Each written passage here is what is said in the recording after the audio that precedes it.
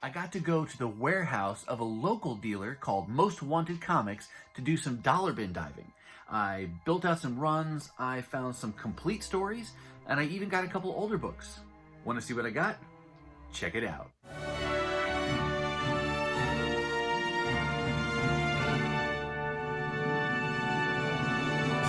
Hey everyone, and welcome back to the channel. My name is Chris, and this is Northgarden Comics.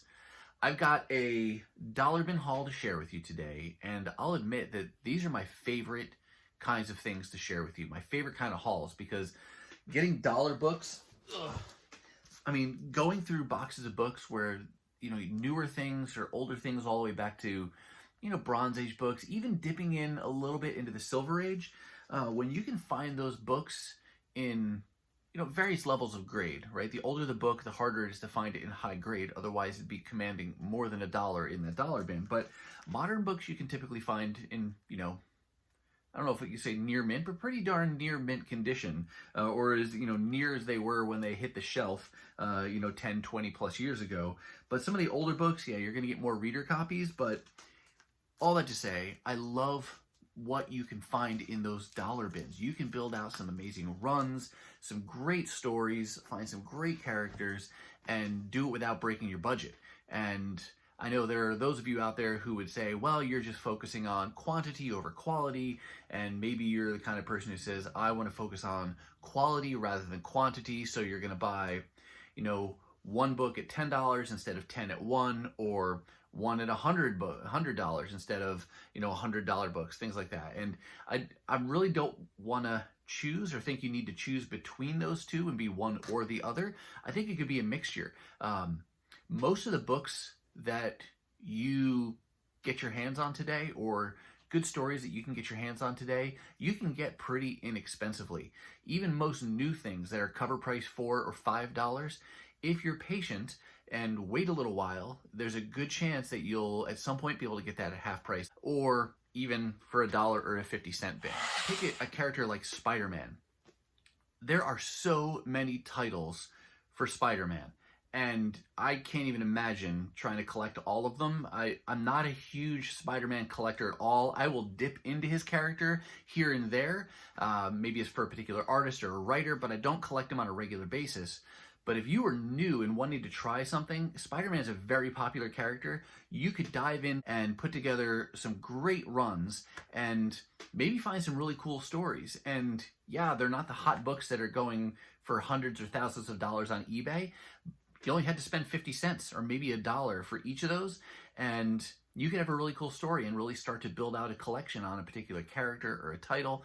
And you know what? If it turns out that they're really not that good at all, well, guess what? You only spent 50 cents or $1 on each of those books. So that's why I love the dollar bin diving, because there's so many good stories that you can find for such an inexpensive price, and you can really start to build out a collection without, like I said, going crazy and hurting your wallet just to have a particular cover or a particular variant or something like that.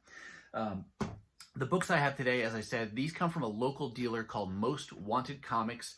These guys have really saved me this last year, with COVID shutting down pretty much every show and convention that would normally happen.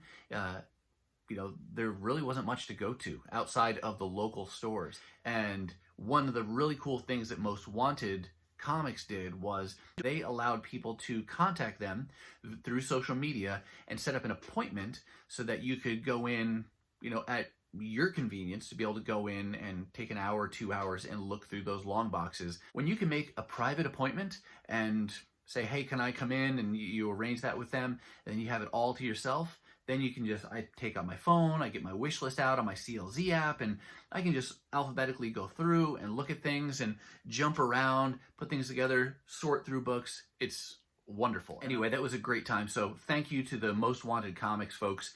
Kent, if you're watching, appreciate that opportunity to get in there and do some long box diving. With that, in just a minute here, I'm going to turn the camera around and I'm going to give you a closer look at these books. But before I do, got to say the YouTube housekeeping stuff. If you like this kind of content, please take just a second and hit that subscribe button. And as you watch, if you see something that you like, give it a thumbs up. And please, as always, leave me your comments and questions down below. Now that I got the housekeeping out of the way, let's get me out of the way and give you a closer look at these books. All right, let's go ahead and get things started with some Avengers. These first several books I'm going to show you are from Avengers Volume 3. And I did have to double check that because with so many reboots going on in the last several years with Marvel and DC, it gets hard to remember one volume from another when they're, when it happens so frequently. It happens with Avengers. Captain America is another tough one, but this is Avengers Volume 3. I'm not collecting the whole run. This is towards the end of Volume 3. I got this one for the creative team. During this part of the run, it was being written by Jeff Johns, and the artist is what drew me to this story, or to this portion of the run. It's Olivier Coipel. Really got into his art style. I think it was during some of the Thor books that he was drawing, but he does the pencils for this portion of the volume. And the first story he told was this Red Zone. It was a 6-part story. They went from 65 up to issue 70. I was able to get all of them, which is great when you can find all of those issues for a story all at the same time, because then there's no delayed gratification. You can get them all and read them without having to wait to fill in holes. I don't recall if he had the second story that Olivier Coipel drew. That would have been starting, I want to say issues, I think it's 77 through 80 or 81. I don't, like I said, don't remember if he had that or not, but I didn't get it. I figured I'll give this one a try first, so we'll see how this is. These covers are by artist J.G. Jones. So there's Red Zone Part 1, which is issue 65, or legacy number 480. Then we have issue 66, 67, 68. It's a cool She-Hulk cover there. 69. And these are, I don't know if you can hear that. It's a really thin plastic that's on there. It almost feels like a super thin, I don't know if it's a super thin Mylar, but that's a super thin bag. Never seen one quite like that before.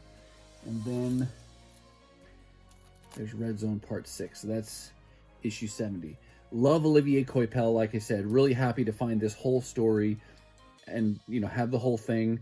And I'm sure, well, I'm pretty sure I'm going to like it. So next time I'm there, or as I'm out, I'll look for that next run of issues that he drew. Again, 77 through 81. Let's keep with some Avengers. This is still Avengers Volume 3, but a little bit later. It's right at the very end of the run. And this is a case where I don't remember why I put these next few books on my wish list. It could have just been because I have the final issue in this volume, which is issue 503, and going back to issue 500 helps me complete that final story of the arc. But I don't know, that I don't really think that's why, but I honestly don't remember. But anyway, I did get the last 3 issues that I needed from this volume. Here's number 500. He had the standard version, but then he also had this director's cut. And typically I don't feel a need to go after something like a director's cut with extra material in it, but I really like this reflective cover. I'm trying to get some good angles here so you can see it without my lights causing all kinds of glare and reflection back there. But super cool cover on that Avengers number 500. And at this point, Brian Michael Bendis was doing the writing and David Finch was doing the pencils. And then here we have issue 501. And then 502, part of this Chaos story. And 503, like I said, I already had that one. That's the final issue in this volume. And I tried to do a little looking too into more of this subtitle here, this Disassembled banner that was going on, the Avengers Disassembled. And this was a case where I was just looking for this story, but it's like opening a can of worms. Apparently there were tie-ins with Iron Man, Fantastic Four, Thor, maybe Hulk, and some others. It was a much larger story. This is the main part of the story. If I read it and like it, maybe I'll go after some of those others, because from what I've read, it looks like those are more like the aftermath of Disassembled and the prologue to Disassembled. So glad that I can read this story just here contained in the pages of Avengers. But like many stories in comics, once you start to to dig a little bit, you just really open up layers and layers of storytelling, and because everything is always, you know, connecting to other stories and titles and things like that. But happy to get that story. Next, let's go over to some Captain America. This is a part of Cap's Volume 1 run of the book that issues right towards the end of Volume 1. I did a video a while back on Heroes Reborn, not the upcoming Marvel event of the same name in 2021, but the 1996 event that Marvel did, really to try to boost the sales of some of their big titles, including Captain America, Avengers, Fantastic Four, and Iron Man. And interestingly, at the time, while a lot of sales were declining, Captain America was doing well under the direction of Mark Waid, who was writing, and Ron Garney, who was doing the pencils. And because it was doing well, that's one of the reasons I wanted to get the Waid Garney issues, but also I like Ron Garney's current work, and so it's fun to get some of the older work. This is, again, 1995, 96, so going back and getting these issues. And this is another case where I didn't have any of these issues from their time on the book, and I was able to find all of them at once. And that's a great first cover on issue, what is that, 445. Oh, and this is also a time where you can see here the issue number is down there in the by the barcode. Super hard to find that. I always have a tough time finding the issue number when they're hidden down there. Much easier, especially when you're flipping through long boxes, if it's up here, oops, up here in the top corner on one side or the other. But there it was, hidden down by the barcode, but super cool cover with Cap running. Love that. So that's 445. And then we go all the way through to the end of the volume. So here's 446, 447, 448, there's 449, 450. This one may have had a couple different covers for it. I don't remember what the other one looked like, but I chose that one. I thought that one looked pretty cool. 451, 52, 453, and 454, the final issue of Captain America Volume 1. So great, again, great to be able to find all of those all at once, and I didn't have to piece it together over months and months to try to get all those. They're all in very nice shape. Great price, of course, at $1 a piece. And now I've got all the Waid Garney issues, so I can read all of those. One more Captain America book to share with you, also from Volume 1. This one just may seem random, but it's one of the only ones he had from this era. This is Captain America 276. This is a Mike Zeck cover, which is cool. And another example of, I don't remember exactly why I put this on my wish list. I really got to do a better job, not just of adding things to my wish list, but indicating why. Like, is it a key? Is it part of a story I'm looking for? Because that can help me make that decision in the moment when I'm looking for books. If I have, you know, multiple books to choose from and limited money, of course, do I take this one or do I choose to take home a different book? And I didn't have any notes to tell me why I chose this one or put this one on my wish list. It could have just been because it was a Mike Zeck cover and I'd like to have, you know, more of those. I did look up, it is a minor key. It says it's the identity of Baron Zemo is revealed, but maybe that was the reason. I'm not 100% sure. Either way, glad to have this.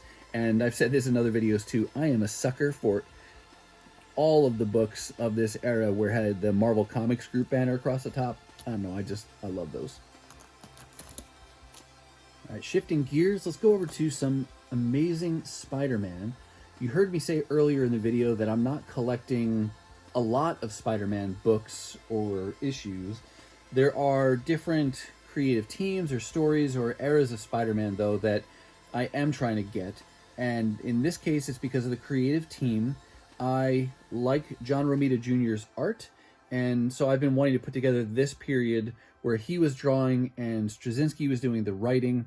They started their kind of team up in It was volume 2, and it was issue 30, which was legacy number 471.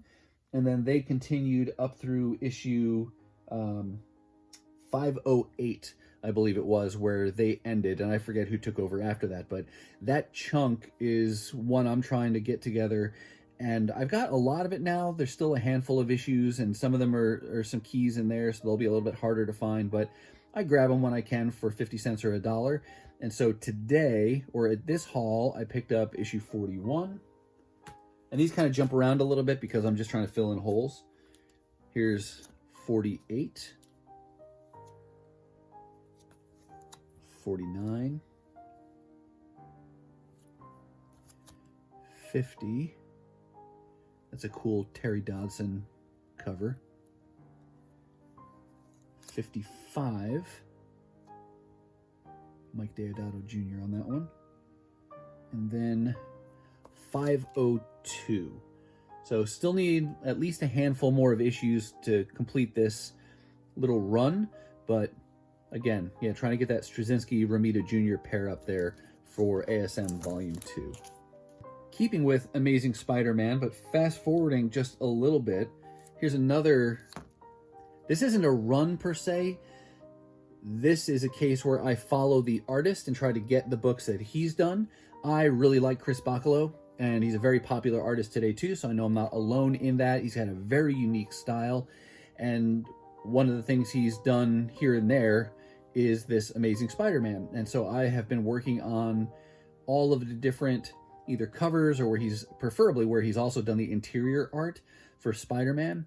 And at this particular hunt, I got issues 555. That may be like a part 1 or 2 of a story. And then jump ahead again, 575. And there's another part of this that I already have, but that kind of fills in a hole there. So like the Chris Bachalo stuff, another reason why I collect Spider-Man in his various titles is when he's doing the creative work. And kind of a current note on that, the new title, I don't know if it's going to be an ongoing or if it's just a, like a 5-parter or some kind of limited series, but Non-Stop Spider-Man, he's doing the pencils for that. So I'm super excited to have a new current title that Chris Bachalo is doing for Amazing Spider-Man. But happy to find 2 more with his work on there. One more little run of books to share with you. These are from Cliffhanger / Image Comics, or Cliffhanger Wildstorm Image. I don't really know where all the lines are drawn there, and I know maybe it's just the individual studios there.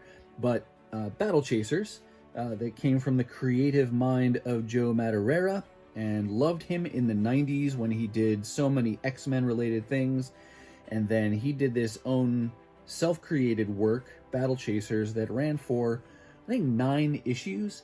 And then he went off and was doing video game things. And I have recently heard that he's coming back to Battle Chasers and is going to, I don't know if it's to finish up the story or just continue the story, but I want to say it's going to be something like 3 issues.